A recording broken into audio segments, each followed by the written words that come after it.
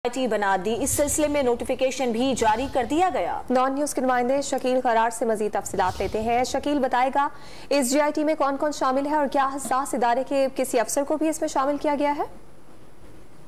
ये नोटिफिकेशन जारी हुआ है इस्लामाबाद पुलिस की जानिब से, उसमें तो अभी तक किसी भी हसास अदारे के ऑफिसर या एहलकार को इस GIT का हिस्सा नहीं बनाया गया, लेकिन इसमें जगह रखी गई है कि कोई और अदारे का ऑफिसर शामिल होना चाहे तो वो उसमें शामिल हो सकता है। लेकिन इब्तदाई तौर पर जो GIT तश्कील दी गई है उसमें पुलिस के ही अफसरान हैं, जिसमें CPO हेडक्वार्टर, DPO सदर, SHO रमना और जो इन्वेस्टिगेशन ऑफिसर है वो इस GIT का हिस्सा है। और GIT को कहा गया है कि वो अपनी जल्द रिपोर्ट तैयार करके IGP ऑफिस में जमा कराए और वही रिपोर्ट जो है फिर सुप्रीम कोर्ट में जमा होगी, क्योंकि ये GIT जो है वो SSP इन्वेस्टिगेशन की दरखास्त पर IG इस्लामाबाद तश्कील दी है, जो गुज़श्ता रोज़ FIR हुई थी अच्छा शरीफ केस में।